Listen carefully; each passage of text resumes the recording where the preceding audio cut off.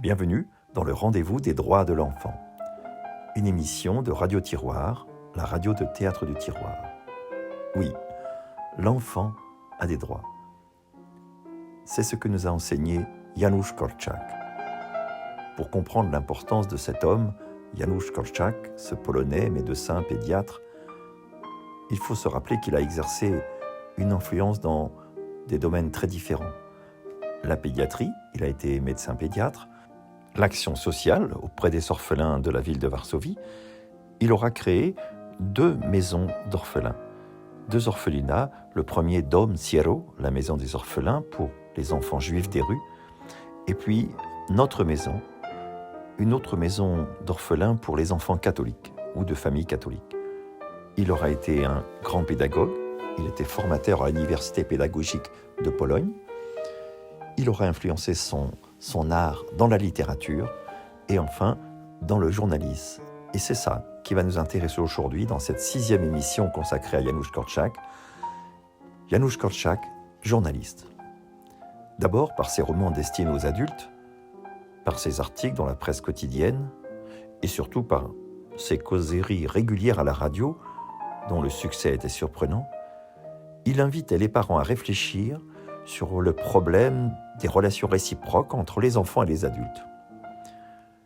Ces émissions, L'enfant a des droits, sont la reproduction, par ma voix, des causeries du vieux docteur. Ces causeries du vieux docteur ont débuté en 1934. Janusz Korczak donnait des conseils, ou plutôt il expliquait concrètement, par des exemples tirés de la vie, avec humour, très souvent, dans une langue simple qui s'adressait à l'inconscient autant qu'à la raison, il expliquait comment comprendre l'enfant, comment le respecter, comment l'aimer pour qu'il s'épanouisse et qu'il n'étouffe pas sous un amour accaparant. Il a démystifié tout ce qu'une certaine morale bourgeoise avait plaqué de bons sentiments sur le sens de la relation parent-enfant. Là encore, il faut se référer à la théorie psychanalytique. Korczak a compris et expliqué qu'il y a l'amour qui donne la vie et celui qui est porteur de la mort.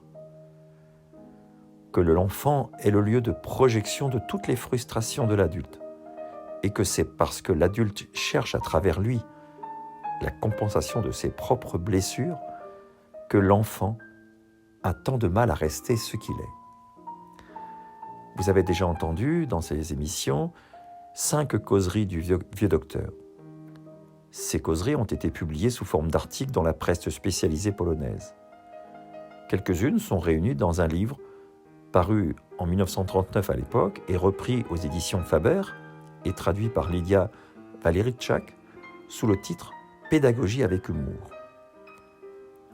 Dans son texte paru en 1929, Le droit de l'enfant au respect, qui sera sans aucun doute le manifeste de Janusz Korczak pour les droits de l'enfant, il écrit ceci. « Nous ne donnons pas aux enfants les moyens de s'organiser. Irrespectueux, défiants, mal disposés à leur égard, c'est bien mal que nous en prenons soin. Pour savoir comment nous y prendre, il nous faudrait nous adresser à des experts. Et les experts ici, ce sont les enfants. Serions-nous à ce point dépourvus de sens critique que nous prendrions pour de l'amitié les caresses dont nous accablons les enfants ? Nous ne comprenons pas qu'en serrant l'enfant dans nos bras, nous cherchons à nous réfugier dans les siens pour fuir les heures de souffrance, d'abandon.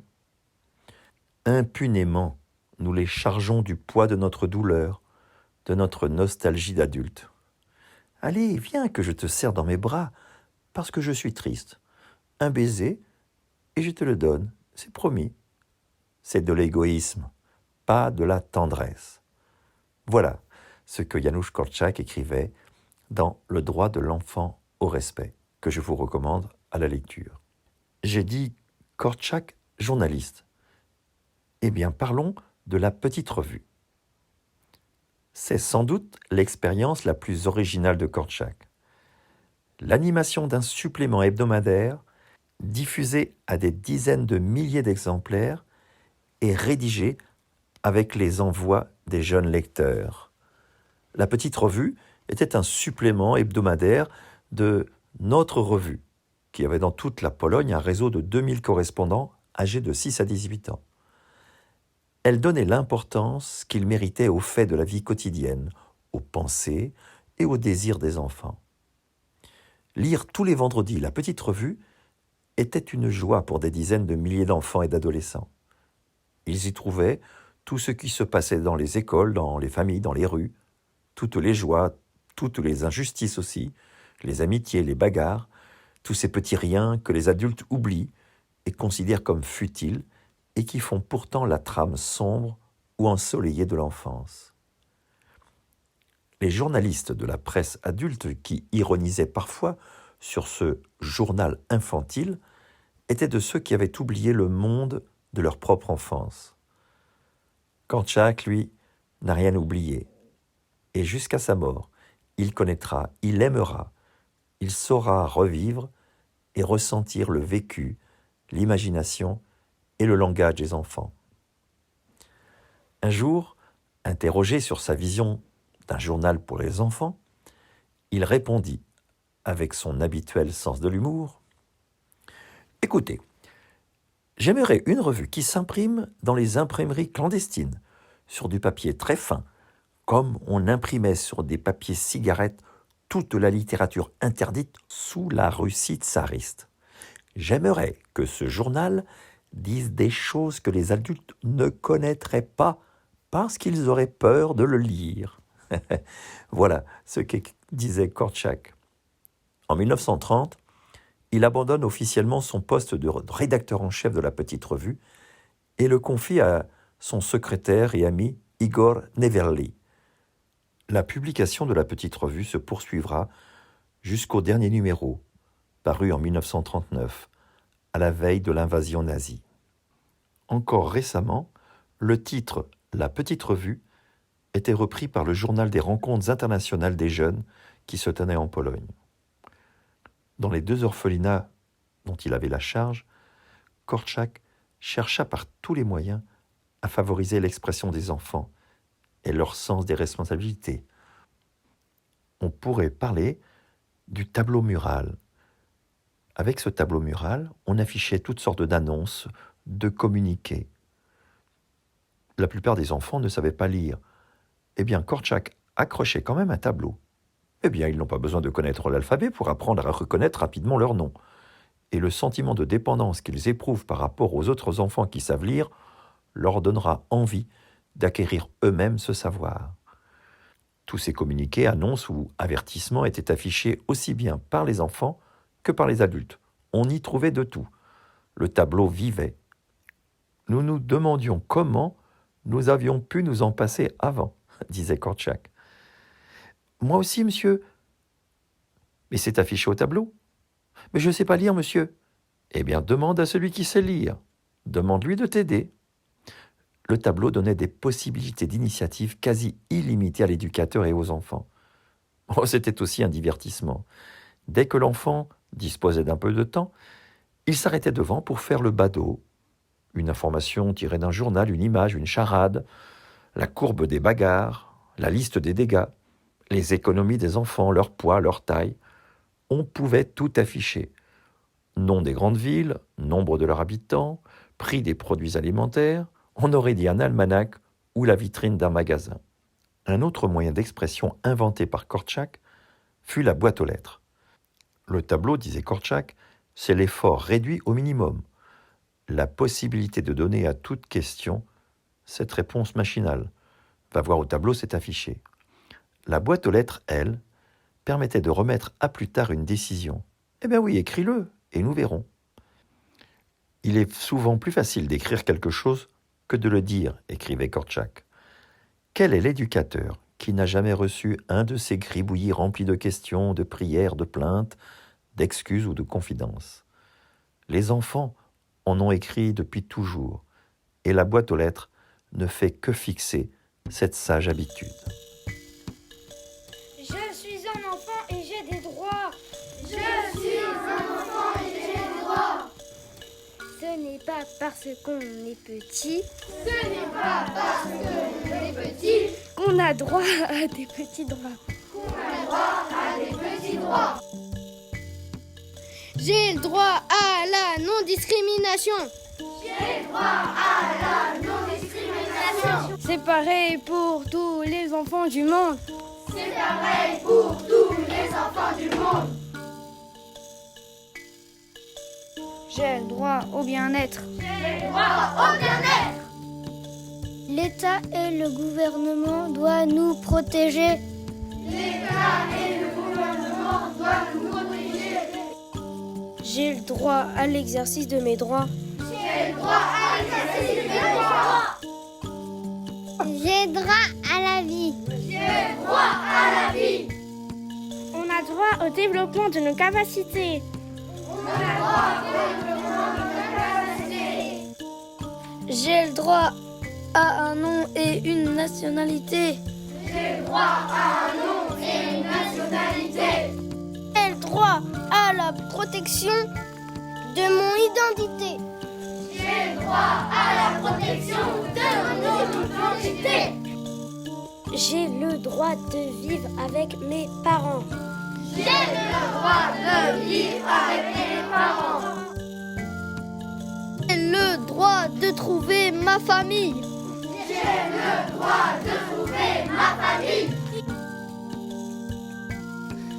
J'ai le droit à la liberté de déplacement. J'ai le droit à la liberté de déplacement. J'ai le droit à la liberté d'opinion. J'ai le droit à la liberté d'opinion. Et de donner mon avis. Et de donner mon avis. J'ai le droit à la liberté d'expression. J'ai le droit à la liberté d'expression.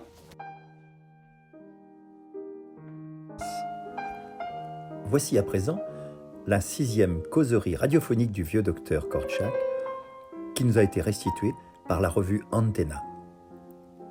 Tu es triste ou en colère? Ne crains rien. Je ne dirai pas ton nom. Mais de quoi as-tu peur? Comment ça? Attends un peu.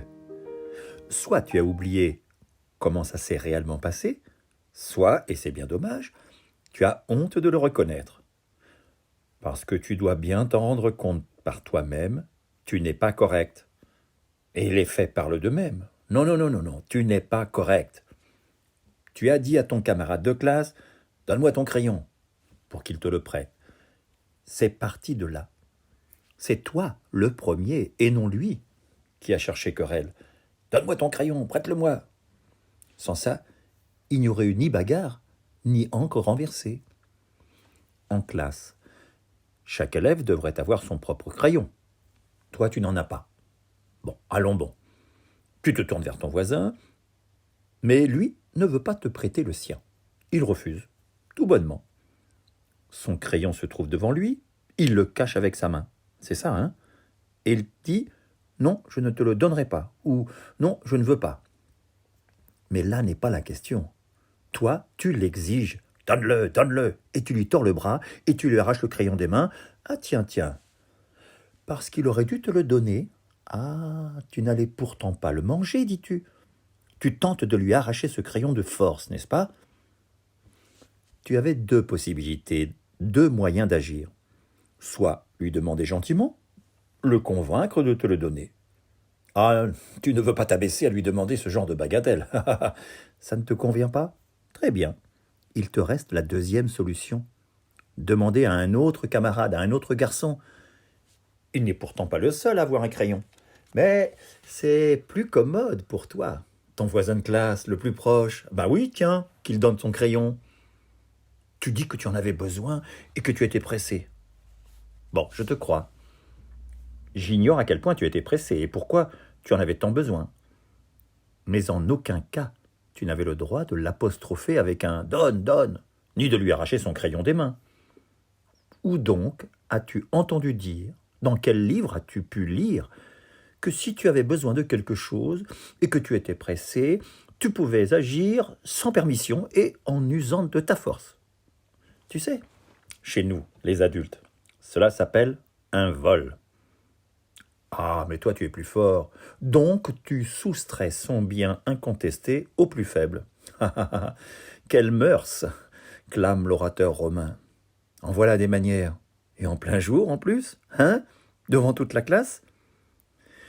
Quoi, tu dis que c'est lui qui a commencé? Non, c'est toi. Mais il est en colère, à présent, et il te dit « Rends-le-moi, rends-moi mon crayon, espèce de voleur !» Oh, quelle insulte, hein, voleur, tu es offensé. Pour défendre ton honneur, tu le tapes, toi en premier. Tu jettes le crayon à terre et tu lui dis « Gros radin, étouffe-toi avec ton crayon, sale bouseux !» Oui. Ah, tu réfutes. Tu rectifies, ce n'est pas vrai. Ah, tu n'as pas dit bouseux? Seulement quoi? Neuneu? D'accord, d'accord. Mais pourquoi as-tu dit ça? Parce qu'il t'a fâché. Mais toi aussi, tu l'as fâché. Et voilà une bagarre. Tiens, déjà la deuxième cette semaine. Hier, c'était une dispute avec le surveillant. Aujourd'hui, c'en est une autre avec lui. Sans parler de l'encre renversée. Chose curieuse, tu prétends avoir eu raison. Tu es lésé, offensé. Oh, pauvre petit bébé, pauvre petit innocent. Je te demande ensuite si tu veux bien en parler avec moi. Moi, je m'adresse à toi calmement, poliment, délicatement, tandis que toi, tu me rabroues. Et pourquoi faire? Et que ça t'est bien égal, et que tu n'y as rien à dire. Au contraire, mon garçon, il y a beaucoup à dire. Ah, tu te justifies par la suite. Oh, écoutez, monsieur, je croyais que vous alliez vous mettre en colère, que vous alliez encore crier. Écoute, se mettre en colère et crier, ce n'est pas la même chose. Je t'ai grondé tout de suite parce qu'il fallait agir vite, sur le coup, pour l'exemple, pour les autres, pour apaiser la personne lésée, puisque tu l'avais provoqué à la bagarre, que tu l'avais obligé à se battre et que tu avais cassé son crayon. Ah oui, c'est vrai. J'ai crié au banditisme, au gangtérisme, au kidnapping de crayons. Ah oui, j'ai frappé du pied, du poing sur la table. J'ai rempli, à tes yeux, mon devoir administratif. Je t'ai crié dessus. Mais se fâcher, penses-tu? Non content de forcer ma voix, il faudrait encore que je m'use les nerfs, et sur qui? En colère? Non, non, non, tu es un brave garçon. Je réserve ma colère pour des choses plus graves. Je t'ai offensé dans ma précipitation. J'ai dit « Ah, petit braconnier !» Bon, où est le problème? Le chasseur sans permis, il attrape les animaux, mais pas les crayons. Tu t'es senti offensé, toi, un garçon d'honneur. Mais l'honneur, ça se mérite l'honneur, ce n'est pas un bonbon, ça se gagne. Alors que toi, hier il y a eu une bagarre parce que le surveillant ne t'a pas laissé entrer dans la salle de classe. Aujourd'hui, parce qu'on n'a pas voulu te donner un crayon. Et je ne parle pas de l'encre. Non, mon garçon, je ne suis pas en colère. Je veux t'aider. Je compatis. Je veux tirer cette affaire au clair et trouver une issue. Voilà. Bien. Tu as dit, quand je suis en colère contre une personne, je me venge sur une autre. Ah, c'est ainsi qu'agit le pire des palefreniers. Il se venge sur un cheval parce que son maître l'a malmené. À qui la faute? Au cheval? Non, toi, tu as des soucis et je vais t'aider. Tu t'es rendu compte que mes conseils et mes recommandations étaient utiles et efficaces, que ceux qui les avaient écoutés ne l'avaient pas regretté. La couronne royale confectionnée cette année pour le spectacle n'était-elle pas réussie? Oh, je ne veux pas me vanter, mais l'an dernier, la couronne est tombée de la tête du roi et tout le monde s'est moqué de lui. L'un vient me dire qu'il n'a pas de timbre-poste avec un signe, quoi, et l'autre, et les échasses et la luge. Tiens, rappelle-toi les bulles de savon. Comment étaient les vôtres? Petites, sans aucune couleur, et elles éclataient rapidement, alors que les miennes montaient jusqu'au 2e étage. Eh bien oui, je vis depuis un bon moment. J'ai vu plus de couronnes royales et de bulles de savon que vous autres, les enfants. Mais non, je n'ai pas l'intention d'importuner qui que ce soit, ni de m'imposer. Non. Cependant, j'ai discuté avec ton voisin de classe. Je sais, je comprends maintenant. Je vais te rappeler ce qui s'est passé, parce qu'une chose m'a semblé étrange et confuse dans toute cette histoire. Pourquoi ne voulait-il pas te prêter son crayon pour un court instant? Je le connais pourtant bien. C'est un brave garçon, un bon camarade. Alors dis-moi, pourquoi? Eh bien, il s'avère qu'avant les fêtes, oui, tu t'en souviens, il t'avait prêté sa gomme. Tu n'en avais pas non plus. Tu en avais besoin. Il te l'avait prêté. Et cette fois, il te l'avait confié. Oui, or toi, qu'as-tu fait? Chez nous, les adultes, il est d'usage, dans ces circonstances, de dire merci, et toi, tu ne l'as pas fait. Oh, je sais, remercier, ça, c'est une bagatelle. Quelle faveur il me fait, là, hein? Non, monsieur, on ne parle pas de bagatelle, mais d'un crayon. On ne parle pas d'une faveur, mais d'un service. Toutefois, là n'est pas la question. De quoi s'agit-il alors? Eh bien, si tu as emprunté sa gomme, tu aurais dû la lui rendre. Eh oui, emprunter et ne pas rendre, c'est quelque chose entre duper et voler. Entre un vaurien et un escroc. Il te l'avait confié, il t'avait fait confiance, mais toi, vois-tu, non seulement tu n'as pas rendu la gomme avant les fêtes à ton camarade de classe, mais en plus tu l'as rabroué. Quoi, qu'est-ce que tu veux? Quelle gomme? Je sais pas, je l'ai posée là, je l'ai plus. Quelqu'un a dû la prendre? Allez, cherche-la si tu veux. Oh, quel pot de colle celui-là! Quoi? Un pot de colle, tiens donc. Attends un peu, mon garçon. À cause de toi, il n'a plus sa gomme. Ce n'est ni un radin ni un pot de colle. Il fait simplement attention à ses affaires. Un je m'en fichiste oublie tout, il perd tout. Il y arrive, sans mal. Lui, ce n'est pas son cas. Son père travaille, il lui a acheté sa gomme, il avait donc la sienne, et il n'aime pas emprunter. Il veut avoir tout en ordre. Quant à toi... Encore une fois, au cours de la bagarre, tu lui as déchiré une poche et arraché un bouton. À qui la faute? Tu sais à présent pourquoi il ne voulait pas prêter son crayon. Tu le sais. Et la dispute avec le surveillant. Tu veux entrer dans la salle de classe, mais le surveillant te l'interdit. Tu secoues la poignée de porte, tu donnes des coups de pied, tu tambourines, tu craches par le trou de la serrure. Encore une fois, offensé, c'est toi qui as raison. Et pourquoi les autres ont le droit de rentrer? Ils les laissent tous entrer et pas moi. Non, monsieur, tu exagères. Il ne laisse pas entrer tout le monde. Il laisse entrer qui il veut. Eh bien oui, on vous a prévenu. Avant la sonnerie, la salle de classe doit être vide. Mais quelqu'un veut y entrer une seconde. Il a oublié quelque chose d'important. C'est difficile de lui refuser.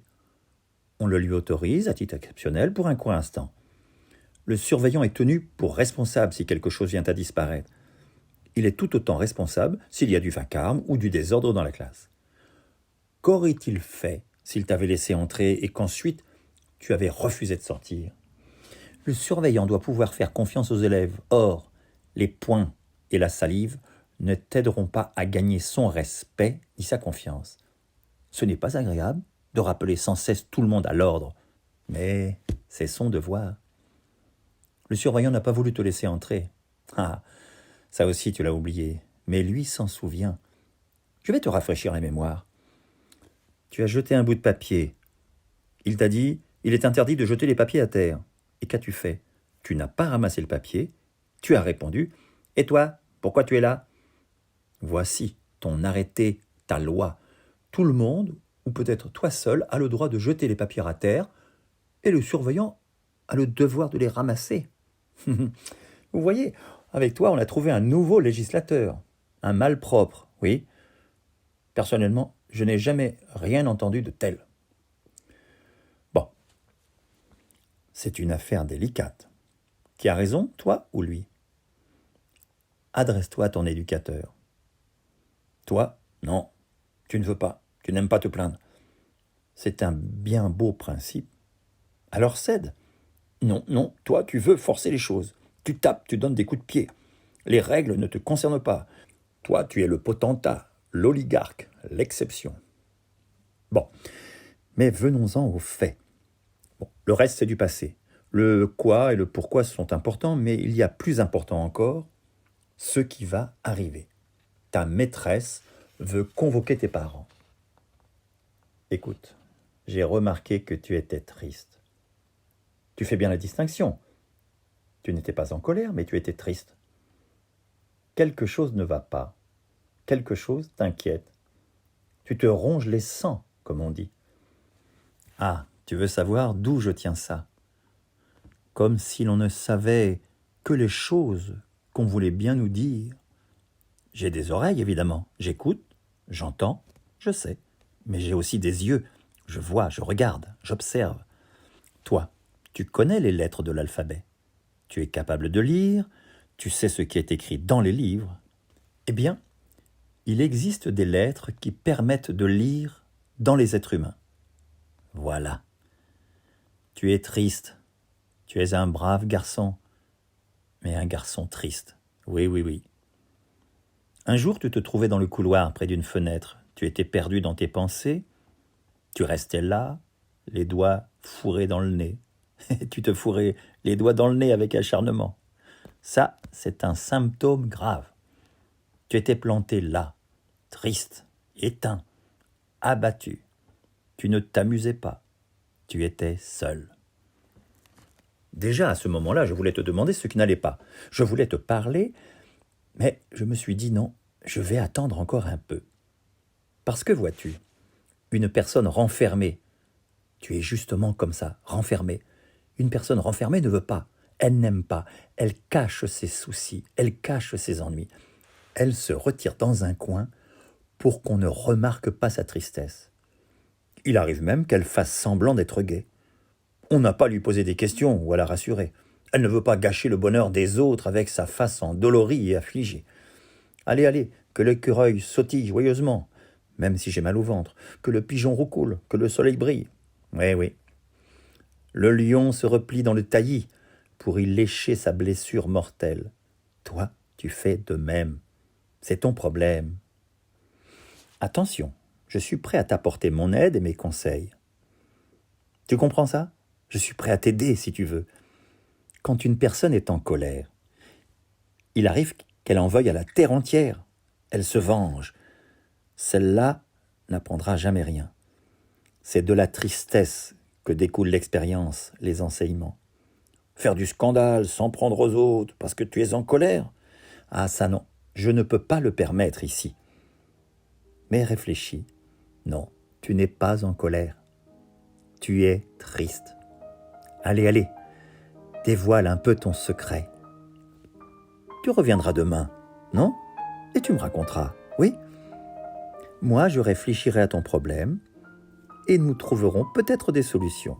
Et tu vois, il faut bien faire quelque chose, non? C'était la 6e causerie du vieux docteur Korczak, causerie qu'il avait enregistrée à la radio polonaise en février 1939. La semaine prochaine, dans la dernière émission de l'année, nous vous ferons entendre le 7e et dernier feuilleton radiophonique que Lydia Valerichak nous a fait connaître par la traduction qu'elle a donnée aux éditions Faber. Nous entendrons « Tu as des problèmes d'argent ». À la semaine prochaine.